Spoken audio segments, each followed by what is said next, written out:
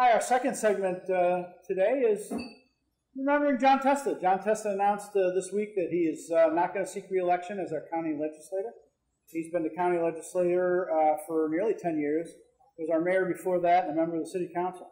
I've only known John perhaps maybe 2 years when we ran together on the Peekskill United ticket. Sad to see him go, but some of you guys probably have known him longer. Joe? I met him before I got involved in politics when he was mayor, and that's how I got to know him from being mayor. You know, we reached out to him, we had a couple issues, and he was very, very helpful with us. He did all he could, and that's how I got to know him. And then we became friendly, and you know, he's been a stand-up guy. He's always been an honest guy. I can't say anything negative about him. He's always been a great guy to me, and you know, and I truly appreciate his service that he's given for all these years. It's been almost what I think, how long has it been? Well, he's been a county legislator for 10 years. 10 years, and he did return to the city as mayor, and he was a city councilman. So it's a long time. And he was councilman, yeah. And he made a lot of good changes in the city when he was a mayor, and when he left. He was going to retire back then, and then he ended up getting into the county legislator. So he's done good things there too. It's kind of hard now because of the way things are, and you know, it's the blue wave thing that's been going on and stuff like that. So I think, you know, I don't know what his reasons are. I know one of them is that his daughter's having a baby, and he wants to be there for her and spend some time, quality time with his family, which is good. You know, at a certain age, you got to really reach back and enjoy life instead of being frustrated. I've known John like Bob when we started our campaign, going door to door, and you know, he's a great mentor in teaching us how to do it right. You know, if you're gonna get into politics, you need someone who's really gonna show you the way. And John was that guy. He taught us how to knock on the doors, talk to people, get your message across, and get, you know, all those things done where they come out knowing what you're about. So, you know, that's one of the best things about John. He always had a great smile to go with it. So, you know, it's always easier for people to open the door when they see that smile. So, you know, I try it. It doesn't work out like him all the time, but I give it a good try. So, John, thank you so much for, you know, giving me those tips. Well, there's plenty more to be said about John Testa, and John Testa has always been a friend to a lot of people, not only to people in Peekskill who know him rather well, but also to Cortland and Yorktown. And I'll tell you another thing, John Testa has been a friend to law enforcement. I know as a retired county police officer, John Testa was instrumental in getting us many services and continuing many services by him having a seat on the Board of Legislators. John, another thing, is everywhere. If you go to whatever function, John Testa is there because John Testa took an interest. Yeah. He took not only an interest in his city, but he took an interest in the remainder of the county. And there was nothing that he was never at.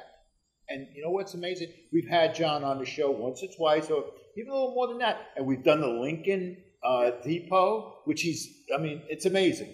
And we were down there, and we had the show down there, and the Lincoln Depot is an amazing place. But you know what? John Testa has been very instrumental in that. So, sure, yeah. You know what? I'm going to miss him, but I hope he stays on and helps us. I wonder if I could just share one thing. When I first met John, it was actually in 2013. I was invited by a neighbor to meet the Republican candidates. It was Joe Torres, Frank Catalina, John Testa, Chris Hanslick, I think was there. And I was a lifelong Democrat. And I'm going to confess right now, John, up to that point in time, I never voted for you. But I went to this meeting and talked primarily with John at the meeting. And John told me about a topic that you guys are going to get mad at me, but it was Lower South Street. He told me all about the background of that. And I went back, I checked the minutes, I checked the city budget, and I thought, it was a mess. And so from that point forward, I realized that Republican, Democrat, when you're talking about local politics, you got to look at what's going on in your own issues and look at it on your own. And then from that point forward, I used to watch common council meetings, and obviously did not always vote straight Democratic ticket, and actually ran on a Republican ticket. But that was all part of John. John was straight and truthful, and we're going to miss him because, you know, up until John took that seat, the county executive and county government didn't know Peekskill existed, and he brought a lot of pork here and a lot of a lot of good things. Yeah. A lot of good things in the county. So 202 we paid. Absolutely. So we're going to miss him. Fair winds and following seas, as we used to say in the Navy. But we're going to see him around. He's going to live in Peekskill, and he's going to be involved in in civic events. For Bob, you know, it doesn't matter whether you're a Republican or Democrat. He will work with you if it made sense. Yep, So absolutely. that's the one thing. You know, Yeah, he's very it's always fair. about Always us. pretty good. Very like that. fair.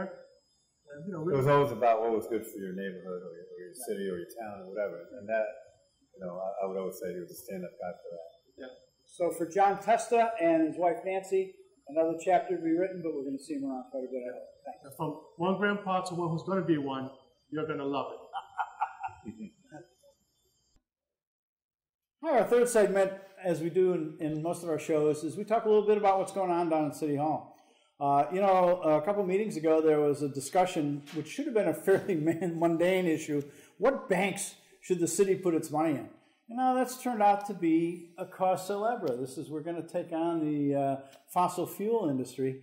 And we're filming on February 2nd on the City Council agenda on February 4th on Monday. There's going to be a discussion about effort by credit unions to be able to take municipal deposits. Now, I'm sure this was put on the agenda by the proponent of the anti-Chase TD Citibank contingent. That would be council member Agadello. What do you think? Should city councilmen be worried about, as part of their job, the environment and saving the world and all this kind of stuff, or is that something that politically should be taken outside of City Hall? I think, you know, because I've been there, you don't really get into, you know, the controller really controls the money. And she'll tell you where she feels the money will do better for the city. And that's what she gets paid for. And, you know, for you to say, well, I don't want to go to a bank because they invest in fossil fuels, it's crazy. I mean, you know, it's just unbelievable. You're not going to change the world by doing that. We're a small city. We don't have that kind of money. And for her to say, well, let's only do non-fossil, where are you going to go? I don't even think there's a bank in the city that deals with that. They'd have to go somewhere outside the city and make all the deposits. It's unbelievable. Yeah. I think it's also knowing all the issues. Maybe it'll work somewhere else, but it can bankrupt the city, or it can do bad things for the city. So, you know, get the information first, see where it can be applied properly. And then, you know, some sectors, I know she's into a lot of the stuff that goes on with the greenhouse gases and all that type of stuff, which is something, you know, it's great for her, it's great for all of us to know and be educated. But let's put it where it works, and let's not make this the place where we sample it on, because it can really do the city a lot of harm. Yeah. I'm basically of the same opinion that we have bigger problems going on and issues going on right now in the city of Peekskill. I understand environmental is very important, but you know what? First, resolve the issues that we have here. Dunbar is a big issue. Having no heat in Dunbar and also not being able to cook at your kitchen is a big issue. Sure. The others, well, yes, they have to be put on the back burner, but it shouldn't be something that's put up front and discussed in detail in lieu of discussing what the issue at hand is. And we have plenty of them right now in Peekskill. Yeah, and not to be wrong, I mean, the environment is very important, but oftentimes the council brings political questions into their discussion, you know, and speaking on behalf of the city of Peekskill, and maybe people in the city of Peekskill have different views. The environment's very important, but it's not something that should dictate where we're putting our deposits. Well, and as for Dunbar, you know, again, we go back to the meeting, I think it was on December 6th, when I think it was Sheena and Sandy came before the council and said, we don't have any heat. And the council basically said, it's not our problem, that's the PHA. And it wasn't until you guys went down there that this thing went viral and the rest of the city got involved. I mean, we're sitting in a location right now, and I know you'll be embarrassed by it, but Brian Automotive, he was taking donations for the folks at Dunbar and a lot of the people in this neighborhood, not because they're going to get a certificate or an award or a shout out, because it was the right thing to do and because they got engaged in the plight of their neighbors. But you know, the city council, all of a sudden after it became a cause célèbre, they're falling over each other going down there. And the only one person you didn't see down there at all, or I didn't see down there, is Ramon Fernandez. He was not very active in it, or Ms. McKenzie. So, well, Ramon's probably too busy writing hate posts on Facebook instead of dealing with some of the issues that's going on in the city. Well, and you know, I'm a little, you know, disturbed by what he put there, not because it was about Peekskill United or Republican Party, because it has nothing to do with much, but because we have so many issues here that's dividing the city, and you're just adding to it. We have a lot of people in the city who are scared, especially the Hispanic community. Mm-hmm. And you just got to throw something else to worry them about that's unfair and, most importantly, untrue. Yeah. But he wants to control people by throwing fear in them. People in Peekskill are going to make up their own minds come election season. Yeah. They know their issues, and if they need to speak to anyone about them, the Republican Party and Democrat Party are going to be open houses to come in there and let's talk about the issues. Mm-hmm. And they're going to make up their own mind, and they're going to vote what benefits them and what benefits the city. Yep. But scare tactics shouldn't be put out there by any one of the elected officials, because that's not how the city should be run. I think you raise an interesting point. And one of the things that I'm not seeing is that there seems not to be civility in politics. And when people have to tear down somebody else in order to make themselves feel so much better or make themselves or a party look so much better than the other party, you're not dealing with the issues. You're going away from the issues and you're not solving the problems. So, civility amongst the parties is very important. I think you bringing that up at the council meeting and approaching Ramon on that issue was an excellent point to get out there. Hey, look, you know what?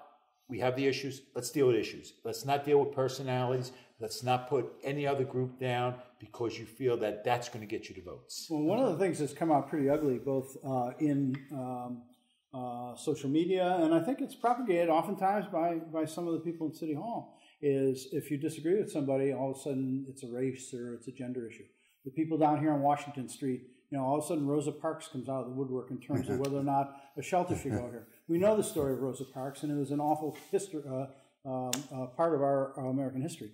I was online, I think, talking about our show, and some of the comment, and this one woman says, well, we don't want to hear from you. You're nothing but an old white man. Okay, so there's a trifecta: race, gender, and age. Thank you very much.